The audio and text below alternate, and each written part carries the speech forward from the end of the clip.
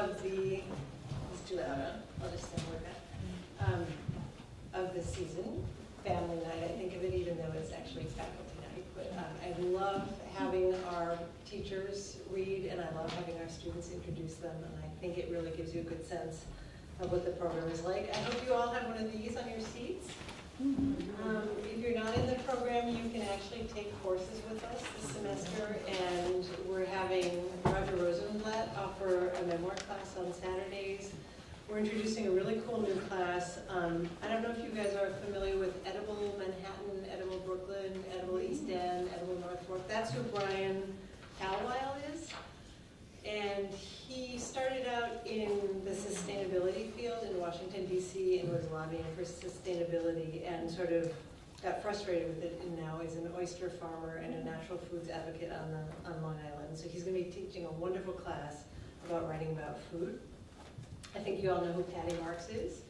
She writes in the New Yorker all the time, and she'll be teaching a humor writing class. We have Helen Simonson, who was a student for many, many years in the program and wrote a best-selling novel and is translated in 1 million languages now. And she'll be teaching advanced novel writing. And I will be teaching the basics in film editing and film production and camera work with Peter Eilenberg, who was at Plum TV and works for CBS. And that'll be here in the city. That's going to be very exciting on Mondays. Also, with the theater program, there's going to be an acting workshop with Stephen Hamilton. There's going to be a theater survey course where you'll actually go to see plays in the city with Nick, Stephen Hamilton, and Bill Burford. And Marcia Norman is teaching a musical book with us on Monday, which is very exciting. So all those courses are available to you this semester. You guys all turn your cell phones off?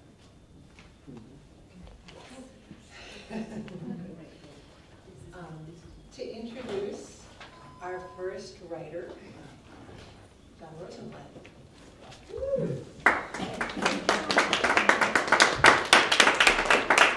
Thank you. I've had the pleasure of being a student of Frank Puglisi's at the Stony Brook Screenwriters Conference in Southampton, and I'm currently taking Frank's course at Stony Brook, Principles of Screenwriting. Frank is not only intelligent and a wonderful teacher, but also one of the coolest people I've met. When I'm not discussing heavy, life-altering subjects with Frank, like the New York Yankees and Judd Apatow movies, I'm bugging him with endless questions about my screenplay, for which Frank is both patient and an invaluable resource. Frank's honesty and his critiques of our work, technically and thematically, keep us grounded, and he has made us all improve dramatically as writers. Frank is easygoing and accessible and encourages an open and fun class discussion. Simply put, Frank makes it fun to go to class. More importantly, he makes you want to be a better writer. Frank teaches screenwriting and playwriting at Columbia University, Yale, and the New School. Frank is on the nominating committee for the Cherry Lane Mentor Project for Young Playwrights. Frank is the former artistic director and still proud member of Naked Angels. Frank is also a proud member of the drama department and is co-founder of both the Writers Group and the Screenwriters Collective.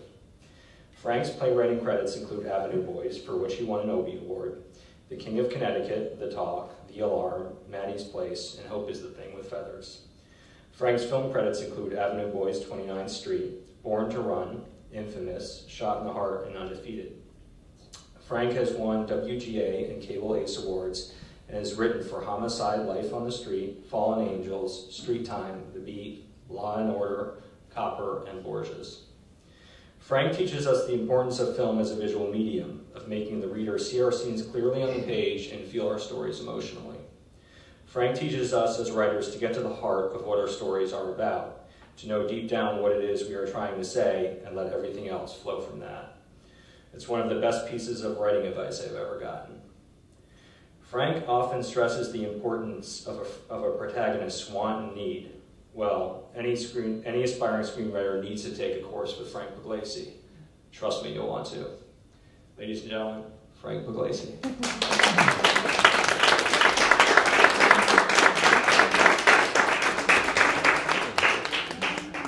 And now our student, Jean Ende, to introduce Melissa.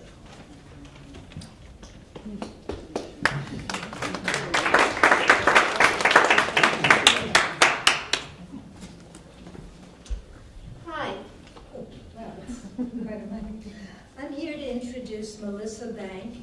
you a little bit about what it's been like to be a student in her class this term. If you look at your program, you can see that Melissa's the best-selling author of A Girl's Guide to Hunting and Fishing and The Wonder Spot, that she's the winner of the '93 Nelson Algren Award for Fiction.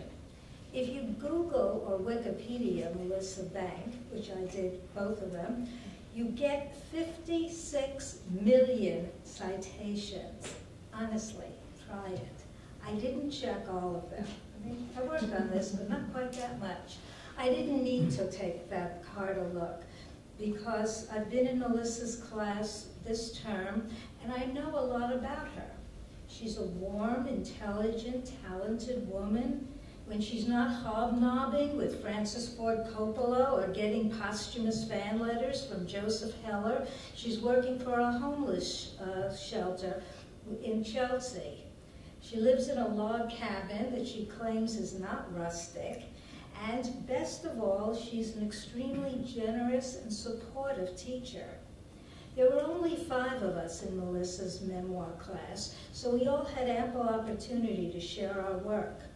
We workshopped 3 pieces each, about 10 or 20 pages, and did half-hour in-class writing pieces each week. And all of this work was meticulously reviewed by Melissa, who provided written comments and helped structure classroom discussions. She kept us all on track when we were talking about fellow students, and she kept each of us quiet when other people were talking about us, although she did give us a chance to reply at the end. We were a diverse group of people, writing about many different things, but Melissa managed to identify with everyone's style, provide valuable insights into works that ranged from South American revolutions to dildo parties, from drug overdoses to the spiritual implication of killing roosters. No matter what the subject matter, Melissa could hone the work. She made sure that students knew that she recognized their talent and provided criticism that was heavily laced with encouragement. Well, almost always. Let me tell you something about this warm, liberal person. The woman is a grammarphobe. She has no patience for semicolons and does not think highly of misplaced commas. I got personal homework to correct some run-on sentences she found in my work. But despite this obsession, I still think she's a remarkable teacher, and her talent is only dwarfed by her expertise as an author. So we're in for a treat. Ladies and gentlemen, Melissa Bank.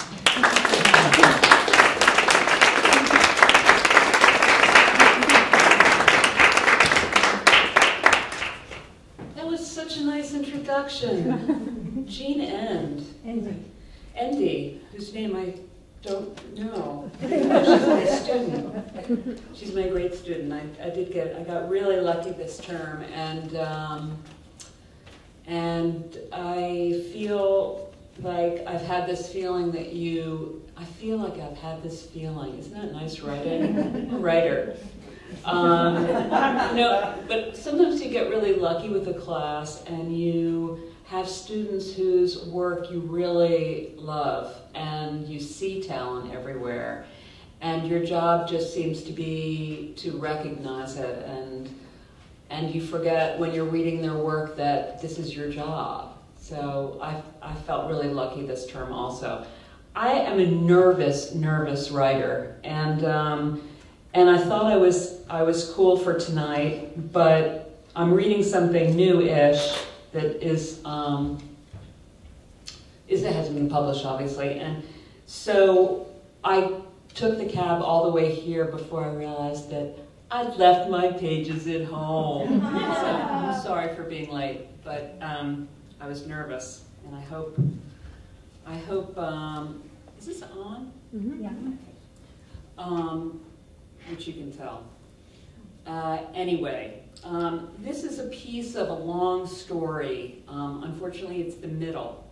But I think all you need to know is that the narrator's nickname is Y Vaughn, or Y. That's what her boyfriend Charlie calls her.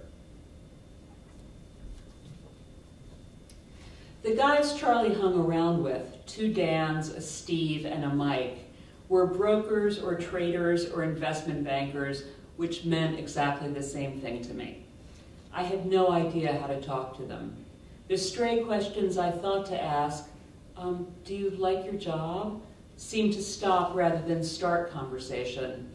They tried too. What was my favorite movie of all time?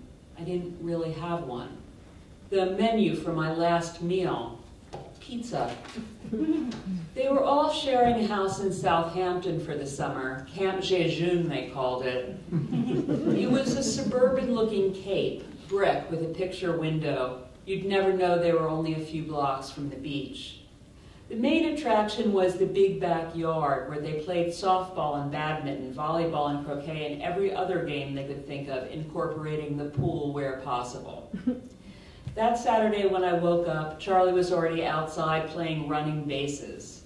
I took my coffee by the pool where one of the Dans was suntanning. He had folded a piece of cardboard over his nose, like a little beak, which his sunglasses kept in place. Hey, he said. I said, hi, Dan. I'm Steve. Then he said, just kidding. He put his hand in the pool and splashed idly. Some of the girls who come over take off their tops, he said after a while. He said, I just want you to make yourself at home. Late in the afternoon, Steve's girlfriend came over. Her name was Marlene. Good times, rock and roll, tequila shots. She was a real estate broker with the soul of a stripper. She loved the song playing on the stereo and couldn't help dancing in her bikini. Everything she did and said seemed to ask the question, don't you all just want to fuck me? There was a big party that night at her, there was a big party that night at her house, what the guys referred to as the sister camp, Pocahontas. And she told Charlie that Jamie had invited him especially. Who's Jamie? I asked when we were getting dressed for the party. Nobody for you to worry about, he said. And I realized that I wasn't worried. Jamie was the first person I met at the party. She came right up and gave Charlie a big hug and a kiss. Hey, honey, she said. Charlie said, what up, girl? Then he said, Jamie, why Vaughn? Why Vaughn? Jamie, as though he was being funny. But I didn't get the joke, if there was one. This girl just bought herself a brand new house, she said. Yes, she did. Wow, Charlie said, congratulations. I said, what's it like? It's 2,500 square feet, she said. Yes, it is. I said, I'm going to get something to drink. I thought, yes, I am. Charlie said, I'll find you. As I walked away, I heard her say to Charlie, I have a shot of very fine Patron for you, my friend. I made my way through the crowd, my hand lightly going from back to back as I said, excuse me, excuse me, excuse me. With my glass of wine, I stood back from the party and looked around. This was a party full of good-looking people having a good time, and I thought, these are not your people. Not that I had a people, I did not have a people. I had never had a people. At best, I had one person at a time, and tonight my person was supposed to be Charlie, who was nowhere in sight, throwing back Jamie's Patron. I told myself, you can go in 10 minutes. And by go, I meant drive back to New York. But then, standing in line for the bathroom, I met Catherine, who was even more miserable than I was. Shockingly, she was Marlene's older sister. I can't believe I let her talk me into coming up here, she said. She'd driven all the way from Washington, D.C. We got fresh glasses of wine and stood by the pool. Catherine was saying that she and her boyfriend had just broken up. He dumped me, she said. Then she said it again, maybe trying to make it sink in. He dumped me. But she said she didn't want to talk about that asshole. While she talked about that asshole, I noticed how thin she was. And I got a pang, remembering how nice it was to be thin. And right away I hated myself for the jello my stomach had become, and then I hated myself for hating myself. That was when Charlie came up and said, "You ready to go?" in a fake, nice voice, conveying the opposite, anger or meanness, which was what his thin-lipped smile was doing too. I said, "Yes, I am." But he was already walking away. "I wouldn't want to rush you," he said over his shoulder. "You sure you're ready?" We walked like that through the house and out the front door and down the street to where my car was parked. "What's the matter with you?" I said. He didn't answer. He peeled out of the spot so fast the car made a whinnying noise. "Jesus," I said. He said, "Shut up." He drove us to the parking lot at the beach and turned off the car. The windows were down, but the air was absolutely still. He shook his head. "What?" I said. "What?" "You had to do it in front of my friends." "What are you talking about?" "You and Catherine," he said. "Me and Catherine what?" "You were hitting on her." I said, "You are out of your mind." And then I thought, he is out of his mind. "I saw the way you were looking at her," he said. "You were looking at her body." I said, "I was looking at how thin she was." He didn't say anything for several minutes. Then he sighed, and it turned out to be the sound of him relinquishing the idea. He looked over at me then and said, "You must think I'm pretty crazy, huh?" In his "huh," I heard something I'd known and been trying not to know. What I heard in that "huh" was that he was not well made. In our room, I put on the big white shirt I brought for the beach. He said, "You wearing clothes to bed, why?" Once the lights were out, Charlie held me too close. "I keep feeling like there's something I'm going to find out about you," he said. "Some horrible thing that changes everything. You know what I mean, why?" I was beginning to know. He admitted that he'd had this feeling before with other girlfriends. "Did you always think they were lesbians?" I asked. He said, "You're my first lesbian." But then his voice got serious. With May, he said, he was sure she'd taken money for sex. "Was it true?" I asked. "I don't know," he said. "I'll never know." Thank you.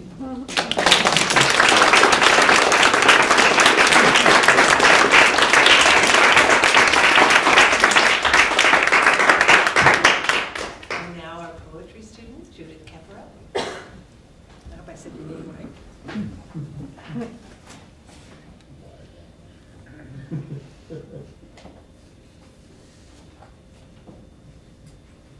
I was in a magical class this term, with a magical person, Sky, with a magical group of people loving beautiful poetry.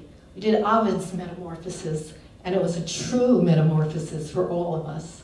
I must say, certainly for me, coming out of having a brain tumor recently, and this is the first class I took since.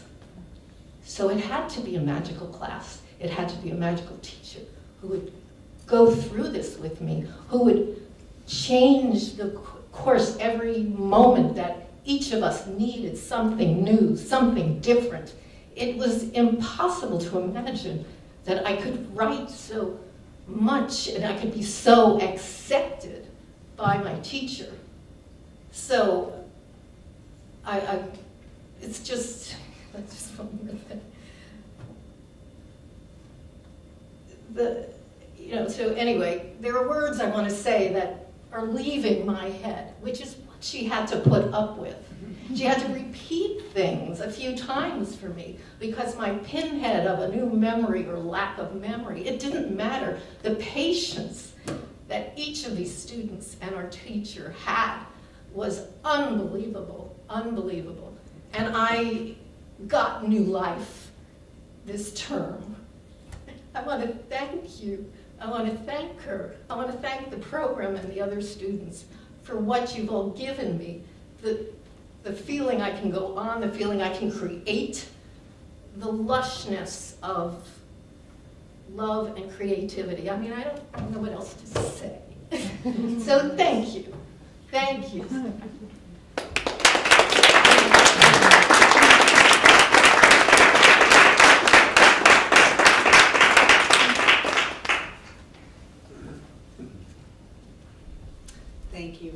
5 students, and they were wonderful. They did all my assignments. I was flabbergasted. I said, I can hardly get out of bed in the morning. You guys are working, studying, doing all this writing. It was so much fun. And I just want to read a poem that Judith wrote. She wrote it by hand, and then we typed it up for her. Arachne's art. The shuttled cock woven through a plethora of webs, in sharp turns, turning over itself. My good, God-o-woven forms. She comforts with billows and softly, culling my spun corals and molasses. We were doing Ovid, and here's a poem about Medusa. I'll read 9 poems.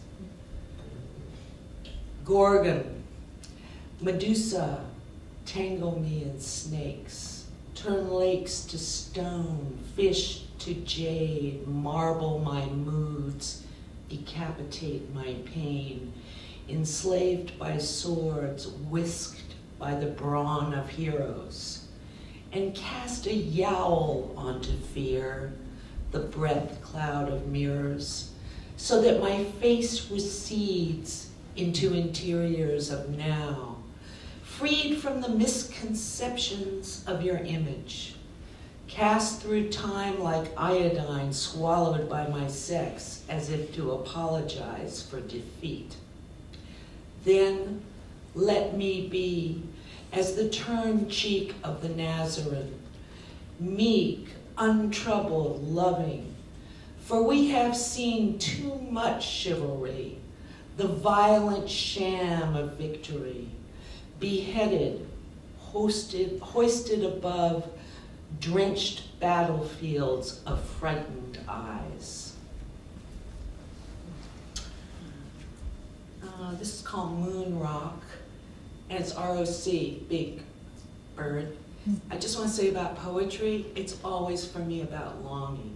If I was with the person that I'm longing for, we were together and having fun and making love, I would be not writing poetry. I want to write poetry, and I wouldn't really want to read. I'd like to do, you know, video type things.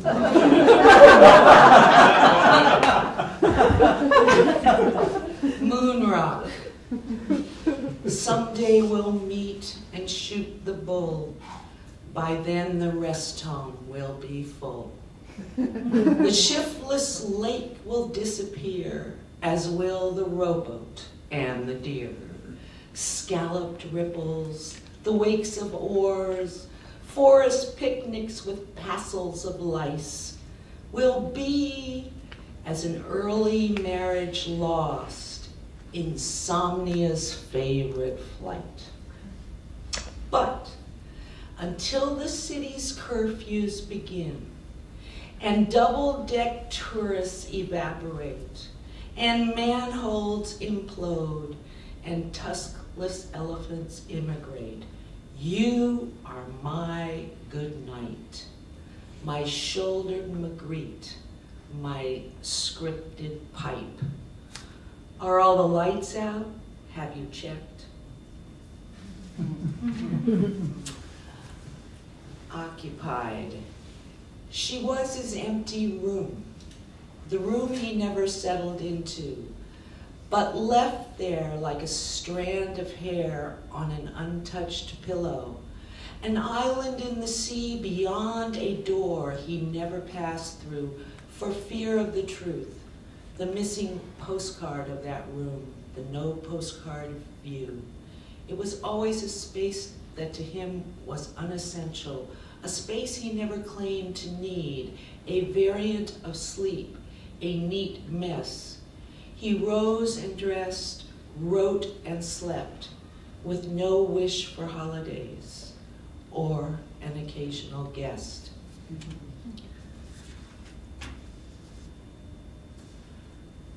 Oh gosh. Oh, I know what this is about. start out and you think you're really going to write something great, and then suddenly in the middle of it, after really thinking it could be good, it turns out not to be so good. So, lost in the far-flown stars. As a mermaid on a pirate's plank slips off the ship into blue froth, so the child dreams on a magic pillow to reach the tooth fairy's realm of frilled radiance with swirling hems, of quiet colored fairymen, of hip huggers that mix and match, of stand-up violins. In such dreams, the passion police run out of gas, and every salesman rings every bell. But transports to fairyland don't always go well. The hyperbole of doubt takes a seat in the amphitheater to observe the mysteries deciphered by dust. And the hymn-like shimmer cools. All that's splendid turns into mud, and the eventide's moonflower lands with a thud on the bedroom floor, and a mermaid swims to the top of the door, to quote a raven.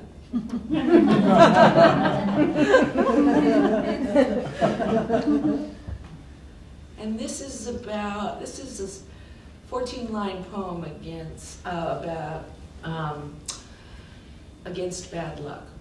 It's called The Newman of Numbers. Am I too close? Oh.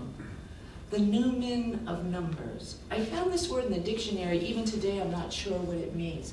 N-U-M-E-N, but it's certainly pretty, and it means something kind of interesting. The Newman of Numbers. 13 elevators rise in a normal nightmare. There are 13 hoof prints on the nearest stair. 13 stains mark each embankment. A sergeant trains troops for 13 engagements. A woman hides her eyes in 13 evasions. Every continent is comprised of 13 nations. When love is unspoken, there are 13 reasons. When the dead reassemble, there are 13 conventions. A tsunami warns the shore in 13 waves. A charabanc on tour reaches 13 caves. A sunset contains 13 astonishments. Scattered on the outlines are 13 monuments. 13 sunglasses dim one solar stare. So why is there a blind spot everywhere? This is the Twilight Saga. Love it, love it, love it. It brings me back to my sort of teen years, I would say early teen years. Nuance, less far away than gay. Something encloses me, some somber sexuality, evangelic in origin. Not exactly an orgy, but more a circulation, coupled by vampire abstinence, hesitation, in-swirled intimacy that seldom happens. Do you think I need surgery, or will beet juice do? I am evolving. My neck is teething, touched. My breath has had enough breath, yet isn't ceasing. I'm in a spell in the stairwell sort of feeling, wan, urgent, spiral. And you aren't moving, just touching. And the drapes are velvet, fuzzed maroon. And the room is expiring like a tired roach. A roach that's seen everything evident.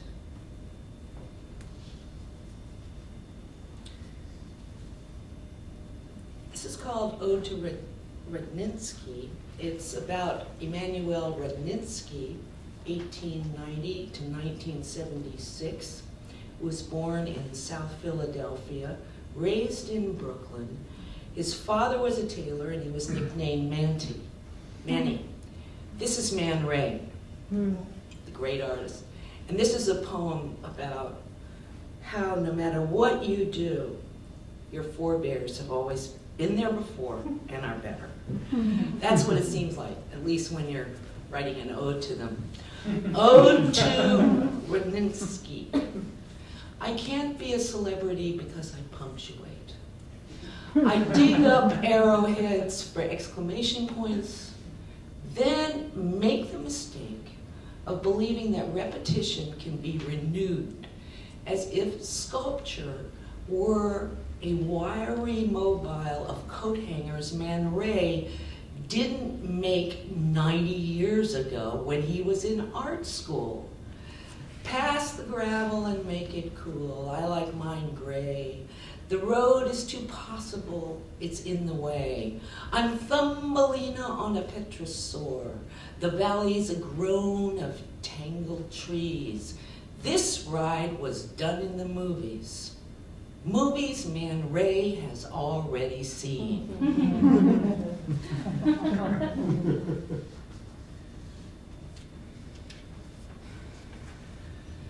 Rendezvous. He wanted to tell me something he had not told anyone before.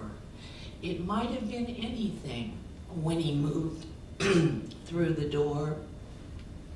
He had not told anyone before, unsure of what he wanted to know, when he moved through the door and took off all his clothes, unsure of what he wanted to know or what he thought true at the time, when he took off all his clothes and asked me to take off mine. What he thought true at the time, he was careful to keep to himself. When he asked me to take off mine, he watched, but he would not help. He was careful to keep to himself, as if asking me to do something. He watched, but he would not help. He indicated I knew everything, as if asking me to do something he had not told anyone before. He indicated I knew everything when he moved through the door. He had not told anyone before he wanted to tell me something. When he moved through the door, it might have been anything. And I'll conclude with light verse. I tried to write a sequence of children's poems, and I got really into it, but they were all about adultery, death.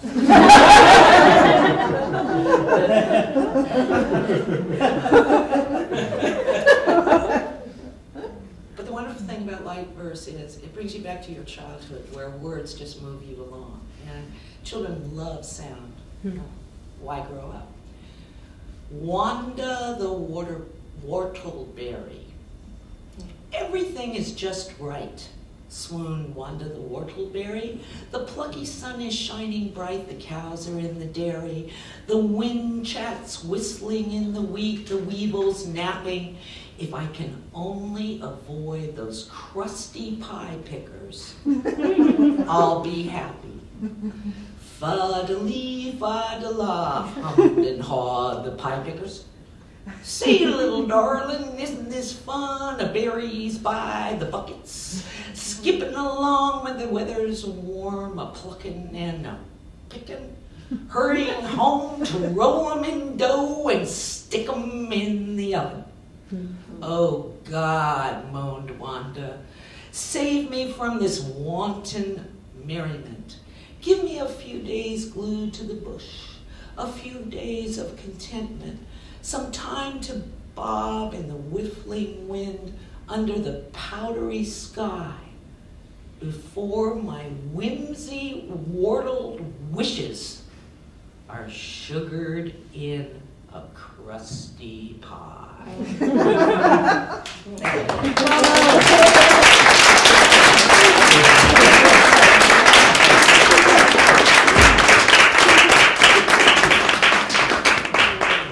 And now to introduce Kaylie.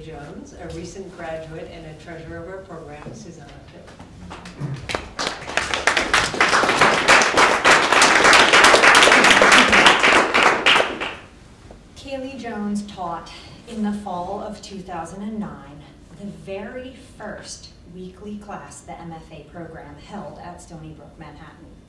It was an essay memoir class that met on Monday nights in our old facility. The carpet was spotted, the classrooms cordoned off from the conference rooms and offices by a locked door. The call button you hit to open the back door didn't always result in the door actually opening. And oftentimes, some other class was already well underway in our classroom when we arrived. So most of the time, we ended up in a windowless room halfway down the hall on the left-hand side, that upon inspection seemed in chaos. Past professors' chalk sketches on the board, random TVs and DVD players strewn throughout, chairs scattered and toppled, as though the previous class had been sent scrambling by a fire alarm. That wasn't just a test. It was my second semester of classes, and the haphazardness of the room fueled the intimidation that threatened to boil over every time I attempted to revise the assignment Kaylie was expecting I hand in that week. That summer at the Southampton Writers' Conference, she had taught upon his illness Frank McCourt's memoir class. The week before our first class, Publishers Weekly said, among other things, in its starred review of her recently published memoir, Lies My Mother Never Told Me, that it was a brilliant, touching memoir. This story of struggle and triumph is a joy to read, thanks to Jones's gift for handling dark material with humor and grace. So when she handed me back my first essay, smiling, and said, "This is grad school. Your literary toolbox must cross genre. Make me want to read this," I knew I'd spend the entire semester, and most likely beyond, rewriting until I could live up to her literary expectations. Expectations she had clearly set and exceeded in her own work. Her 7 books have been translated into more than 8 languages. Her 3rd book, A Soldier's Daughter Never Cries, won the New York Public Library Young Adult Fiction Award and was made into a Merchant Ivory film, the acclaimed James Ivory himself not only directing, but also co-writing the script with his longtime Academy Award-winning writing partner. Kaylie's own screenplays have won a gold medal at the Houston Film Festival and a New York Women in Film Screenwriting Award. Over some 25 years, Kaylie has taught novel writing, Russian literature, French literature, memoir, fiction, and essay. A longtime participant in the Teachers and Writers Collaborative, she is a writer in residence in the New York City Public Schools, has worked at Poets and Writers, and sat on the advisory board of award-winning literary magazines. Currently, she chairs the James Jones First Novel Fellowship, which awards a $10,000 prize to an unpublished first novel. But in the classroom, these accolades and accomplishments are kept in the shadow. There, even amongst the disorder, she is our teacher, the person who illustrates point of view by walking you through a Russian bread line, up and down each line, first to place your order, then back to the end of another line to wait again to pick up your order, then back to the end of the line where you again wait to pay for your order. Up and down and back and forth, all in the same place, your perspective of the bakery fluidly moving from wide angle to close-up as you finally reach the front to talk to the order taker, the baker, or the cashier. Choose your words slowly, methodically, deliberately, she implores. Kaylie is also the teacher who, upon uncovering a shining example of an objective correlative you didn't know was buried deep within your work, jumps out of her seat and claps her hands, waves the paper around, and then explains what you've actually done, why this works, the importance of the device relative to the whole, and asks you to do it again. Bring it forward, she says. And on the very last day, when she hands back your portfolio, she says, "There are some things to work on here, some things that aren't quite yet right." And with the toss of her hand and her voice escalating in excitement, she says, "But just keep going. Keep writing, please. Just please don't stop." Make it better, she is always telling us. Find the courage to keep writing because you have it, she says, and because I know that you can. Affirmations she truly believes. Tonight, it is with great respect that I welcome not only the writer, but also our teacher, Kaylie Jones.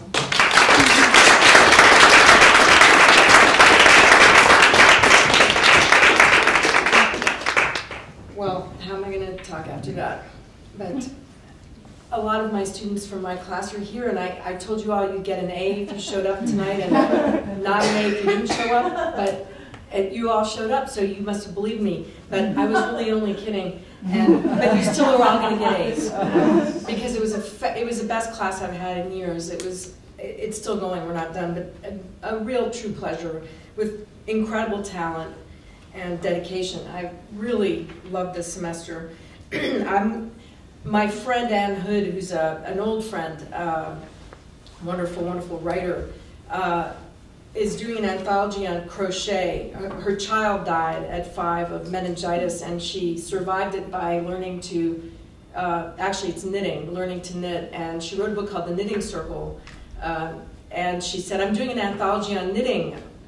Would you like to write something? And I said, I know absolutely nothing about knitting, but then it occurred to me that I did have a little crochet story, and the point of that, the moral of the story is never turn down an opportunity, even if you don't know what you're talking about, for an anthology by somebody of that caliber. So this is my crochet story, which is nonfiction, but I wrote it as if it were fiction.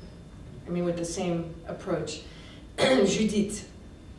Judith came from Alpiarsa, a small farming village 200 kilometers from Lisbon. I never could get her to tell me how old she was when she quit school, but there was tragedy and scandal in the family. Her father had fled, leaving Judith's mother and 3 small children to fend for themselves. Judith had to go to work.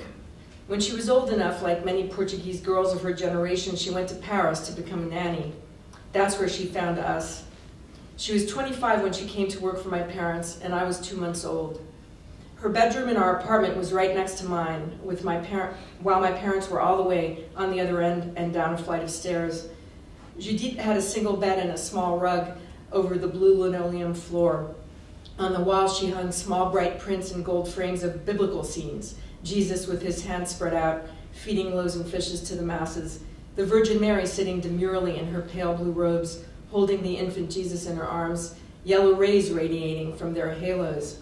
Above the bed, she'd nailed a crucifix with a very lifelike Jesus who had wide, suffering eyes and blood dripping from his wounds. Sometimes on Saturday evenings, other girls from Alpiarsa would come by to gossip and have a glass of Porto. They thought I couldn't understand them, but by the age of 4, I knew enough Portuguese to absorb the gist of their conversations. Maria's patron kept 2 mistresses, and his wife had no idea. Leocadia's madame took too many sleeping pills. Judith never volunteered much about my parents, only that they spent a fortune on liquor. She knew because she ordered it and did the household accounting, and that she was worried because they left me too often alone. When I pointed out to my mother that I spent more time with Judith than with her, she said quite indignantly, one day you'll realize that Judith is only a maid. She's not your mother, I'm your mother. In a corner of Judith's room was an old-fashioned, thick black sewing machine that stood on its own narrow work table with a pedal underneath that made the needle stop and go. That thing terrified me, and I wouldn't go near it. Judith also had a large lidded wicker basket that contained her crochet work. Sewing Judith did because she always had to, she told me, but her real love was crochet. I spent hours in her room watching the miracles of her handiwork take shape. She learned as a little girl at her mother's knee. In her crochet basket, she kept books filled with patterns, and sometimes Judith copied designs from photos she found in newspapers or magazines. She crocheted soft sweaters and wool hats with multicolored, multi-layered flowers on their brims. She made antimacassars out of the finest white cotton thread, complex patterns representing birds, flowers, stars, and all sorts of convoluted geometrical shapes.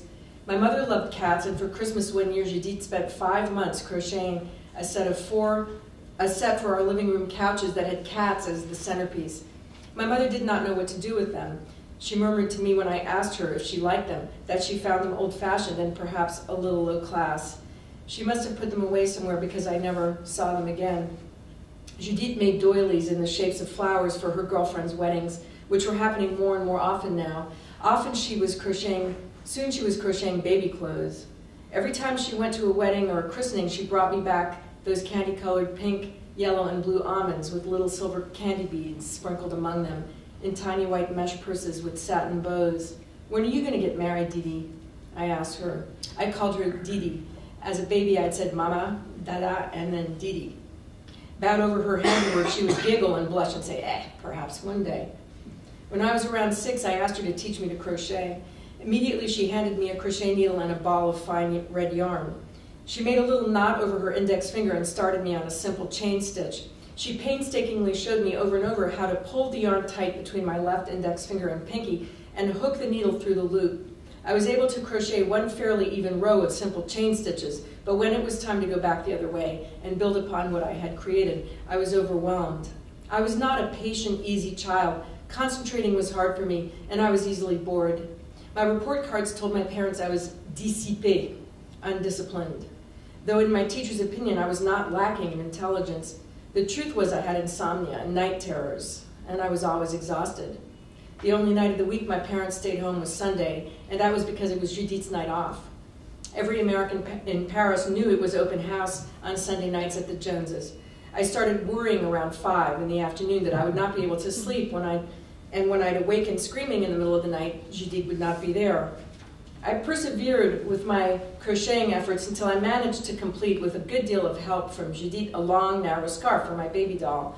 I decided that no matter how much effort I put into learning, I would never be any good. I was riding a bicycle, and Judith was piloting a rocket ship.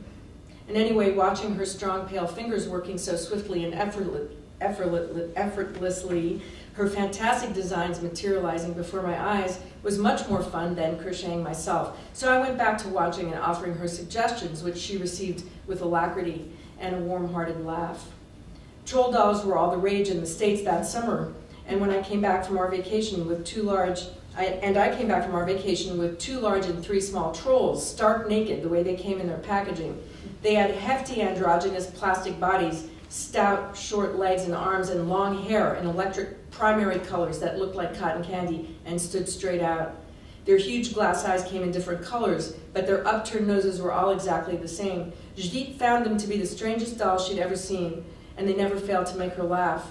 Nevertheless, I conscripted her into crocheting them outfits, which I imagined and described for her on the spur of the moment. She crocheted them halter dresses, swimsuits, sweaters, pantsuits, nightgowns, hats and scarves, all with little snaps and buttons since their arms and legs did not move. It was a bit like trying to dress a tree branch. But nothing was above her capabilities. I had the best and most elegantly dressed trolls in Paris, and was the envy of all the other American troll doll owners at the École Active Bilingue. When I turned 12 and my breasts grew almost overnight, I refused to go shopping for bras. There was just no way in the world I was going to a lingerie store to get measured by some stranger. However, the American girls in my school told me that I couldn't go around like that, just wearing an undershirt, so I went to Judith and asked her if she could make me a bra. She measured me, then set about crocheting the cups and straps out of a very fine peach-colored stretchy yarn. She lined the cups with shiny satin, slightly darker than the yarn. Every day I asked her impatiently when my bra would be ready as I watched her crocheting, her fingers moving fast and swift as she worked. "Aye!" she cried, and examined her finger. She had stabbed herself with the thin crochet needle and drawn blood. It took her more than a week, for she had very little free time with all her other chores. Finally the day arrived, and I tried on my new bra in front of my closet mirror, having made Judith leave the room. The bra was indeed an original, with a pattern of tiny pale pink flowers, the darker satin peeping out through the holes in the crochet, creating a bas-relief effect. Yet the bra, just like Judith, had an air of innocence and purity, which was not exactly the effect that I'd been hoping for. Boys had begun to call, and often she would not give me the messages. In school, in the locker room, changing for gymnastique, my new bra suffered ignominious teasing from the American girls in their plain white Playtex Cross Your Hearts. I went home and yelled at Judith and threw the bra in a drawer and never wore it again.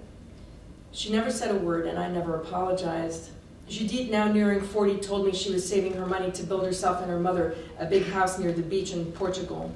There would be rooms for herself and her future husband, and for her mother, and for her sister and brother, and their spouses and children, and of course for me and my future family. She hoped I would have lots of children, and we would always be welcome in her home. We could come during the summer, for no beaches were more beautiful than the ones in Portugal, she told me, Even the crazy pale English went there for their vacations and turned red as boiled lobsters in the sun. My family returned to the States in 1974 and Judith stayed in Paris.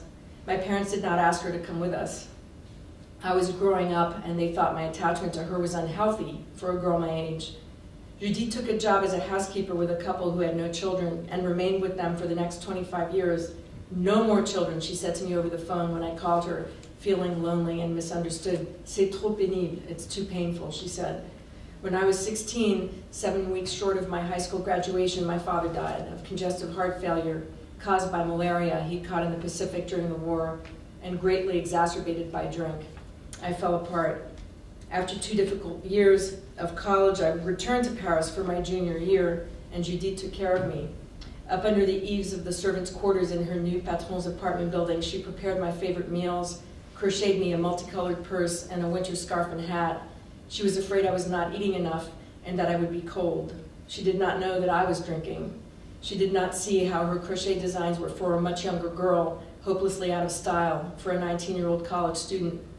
I never was able to tell her about the longing and the loneliness I had felt as a child, and how I still felt that now as a young adult, or the fear that always stayed with me that seemed to involve some ominous presaging of my family's collapse.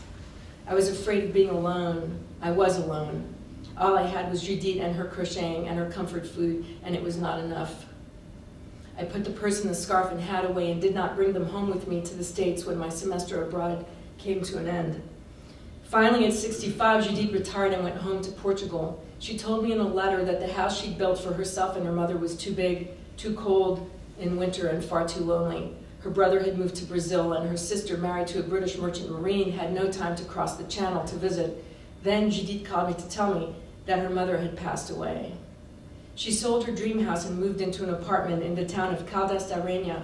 A few years later, at 73, she married for the first time. Her groom, Virgilio, was 79 and a widower. He was a retired optometrist, she told me proudly over the phone, and had in his youth traveled to the US to take an advanced course. This year, on the first warm day of spring, my 14-year-old daughter and I were shopping at a hipster store popular among Manhattan teens.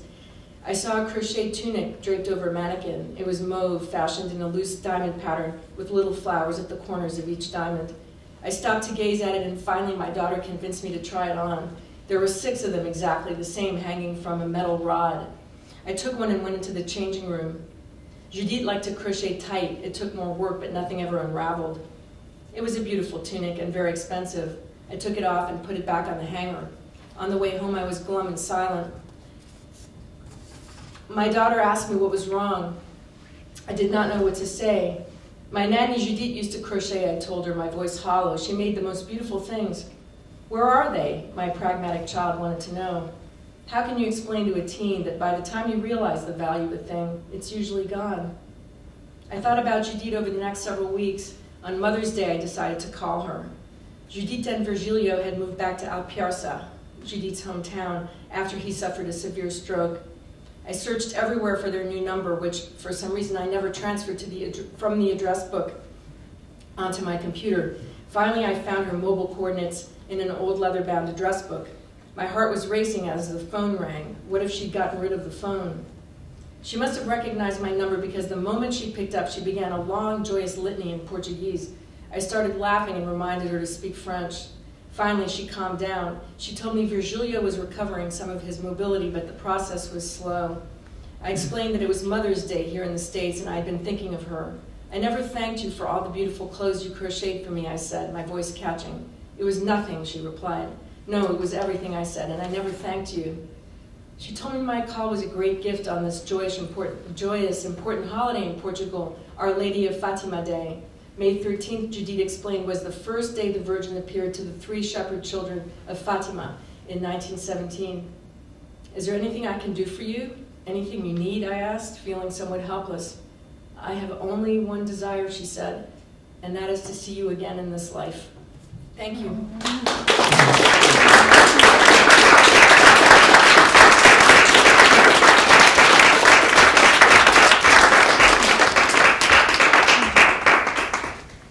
And now our student, Lehman.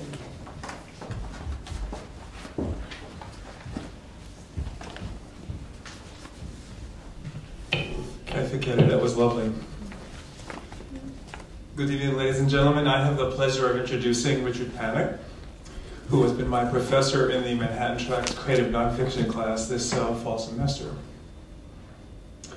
For nonfiction, the only genre that is identified in the negative. Like negative space or negative capability, it seems to define itself by what it isn't. Fiction is fiction, drama, drama, and surely lofty poetry has nothing to worry about. But it seems that nonfiction dares not speak its name, bent on assuring readers that there is nothing to fear, non-binding, non-toxic, non-flammable. Putting the word creative in front of it only muddles the matter hopelessly. So what exactly have my classmates and I been laboring at these past few months? Lee Gutkind, an early proponent of creative nonfiction, observes that the genre has become the most popular in the literary and publishing communities, overtaking literary fiction and poetry sales. So maybe what my classmates and I have been learning this semester is how to make us some money. Professor Richard Panek has been helping us navigate the choppy waters of this slippery genre, this admixture of fact and fiction, and dare I say it, art. I was at first daunted at the prospect of sharing a workshop table with a well-known, widely published science writer. I had fled pre-med science courses as an undergraduate seeking refuge from chemical formula and unyielding equations into the more welcoming and less rigid arms of literature. I had quit what I perceived the stern dominion of absolutes into a pleasantly hazy realm of aesthetic, and even better, my own endlessly interesting interpretations. Come September, however, my writing had to face the scrutiny of someone who had trafficked in cosmology and astrophysics. But I was soon at ease. Richard brought a quiet, probing presence to the workshop, training us to better see the work at hand, and like someone before a telescope, to bring it into sharper focus what was far away and draw the inaccessible within reach. Richard Panek has received fellowships from the John Simon Guggenheim Foundation for Science Writing and the New York Foundation for the Arts for Literary Nonfiction, as well as an Antarctic Artists and Writers Grant from the National Science Foundation. His work has been longlisted for the 2012 Royal Society Winton Prize. His books include The Invisible Century, Einstein, Freud, and the Search for Hidden Universes, and Seeing and Believing, How the Telescope Opened Our Eyes and Minds to the Heavens. Most recently, The 4% Universe, Dark Matter, Dark Energy, and the Race to Discover the Rest of Reality won the 2012 American Institute of Physics Science Communication Award for Science Writing. According to the AIP, by combining the exploratory sensibility of journalism with the storytelling techniques of fiction, Panek tries to illuminate and humanize the history and philosophy of science. The word creative has been questioned with regard to its connection with nonfiction, since some associate creativity and with exaggeration and even fabrication. Yet Panek's work shows that it is possible to be honest and straightforward and insightful at the same time. The same might certainly be said of his teaching. Please welcome Richard Panek.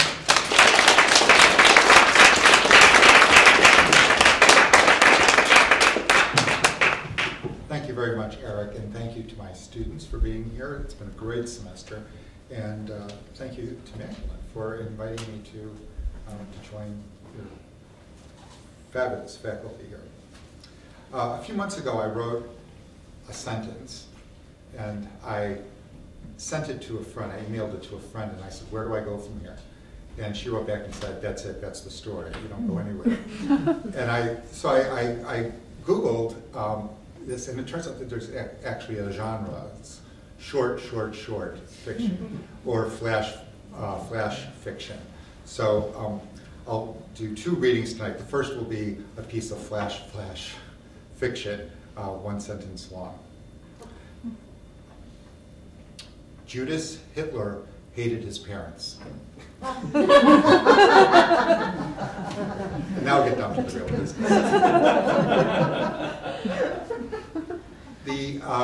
I'm going to be reading from a book that Eric mentioned, The 4% Universe, which is about dark matter, dark energy, and the race to discover the rest of reality.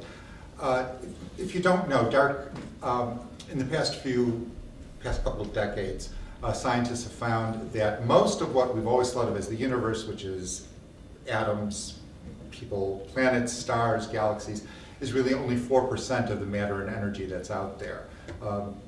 Now we would say that probably 23% is something called dark matter, and we don't know what that is, and then 73% or so is called dark energy, and we don't know what that is. Dark energy is whatever it is that, the universe is expanding, and the expansion of the universe is speeding up, which was a surprise when scientists discovered that in the late 1990s. And so this is, I'm going to read to you here from a moment of discovery where the assumption going into this, the scientific assumption was that the universe was either going to, the expansion of the universe was either going to end in what they call the big crunch, which is that it slows down and then it comes back together, or it's going to end in a big chill, which is that it just kind of peters out, that the expansion slows down and just kind of peters out eventually. So the purpose of these two rival teams was to figure out how much the expansion of the universe is slowing down. And this is what one of them found.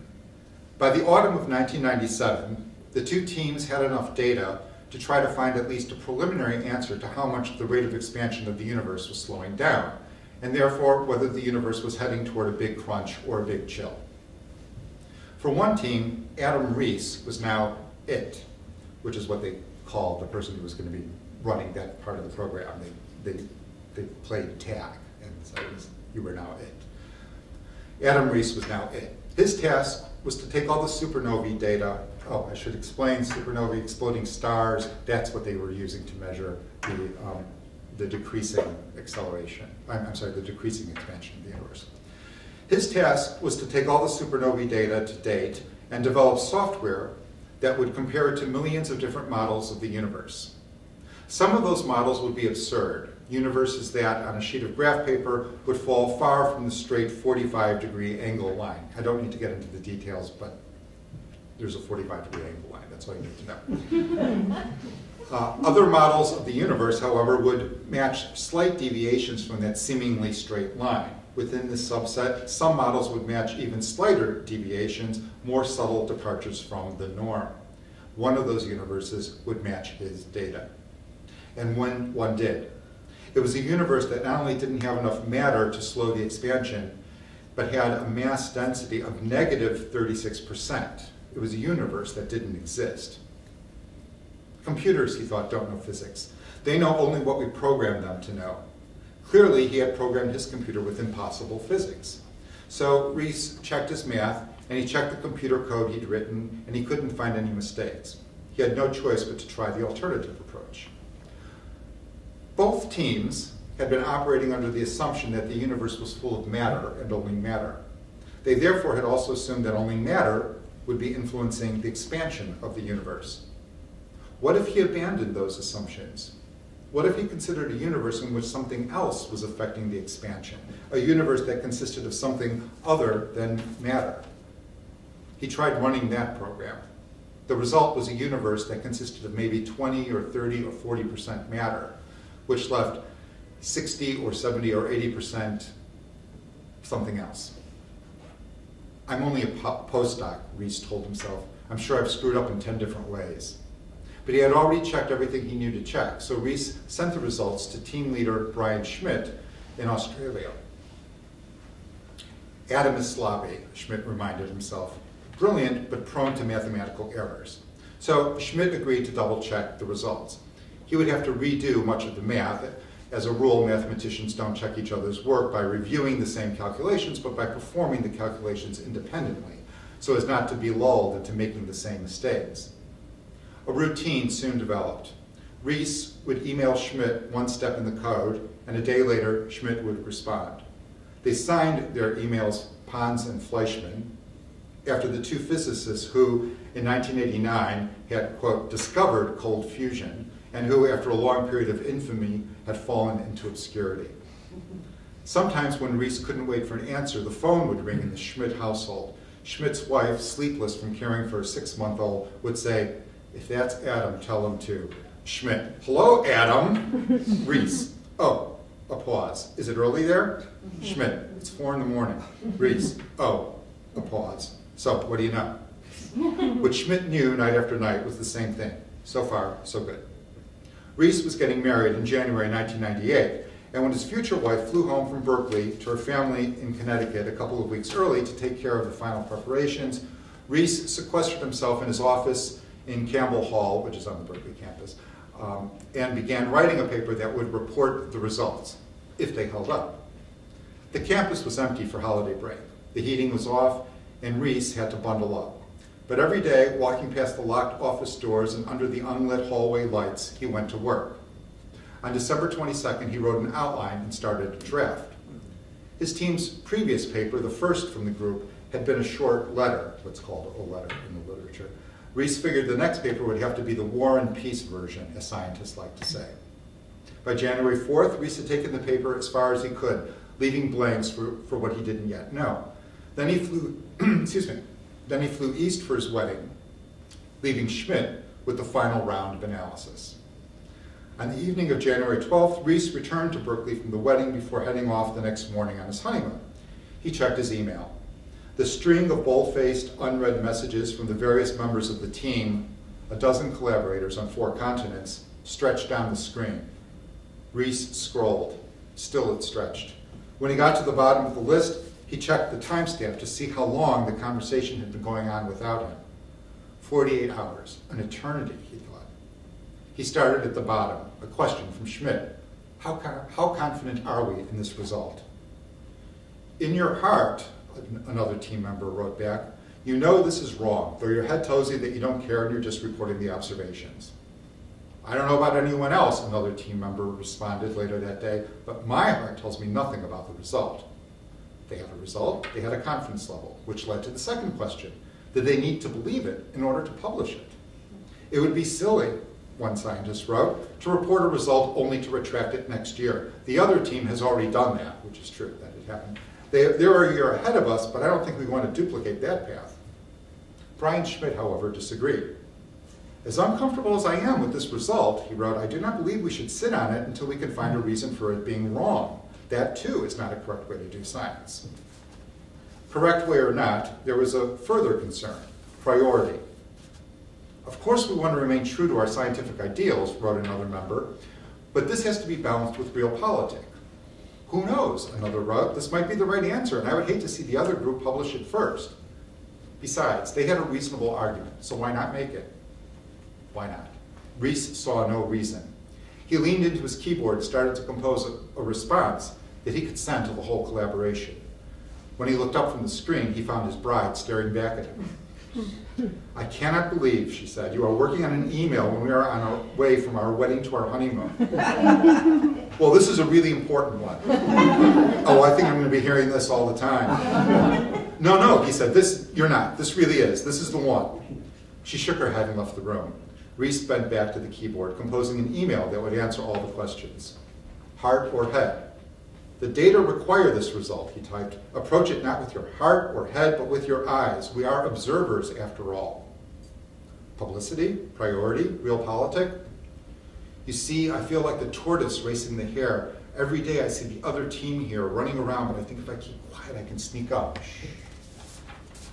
Finally, quick letter or War and Peace. I think I can answer the group's dilemma about a quick kill paper versus a detailed explanation.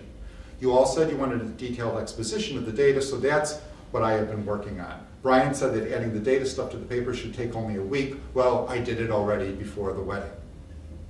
He hit send, and the next morning he left for his honeymoon in Hawaii. Also, an observing run at the Keck telescope on Mauna Kea.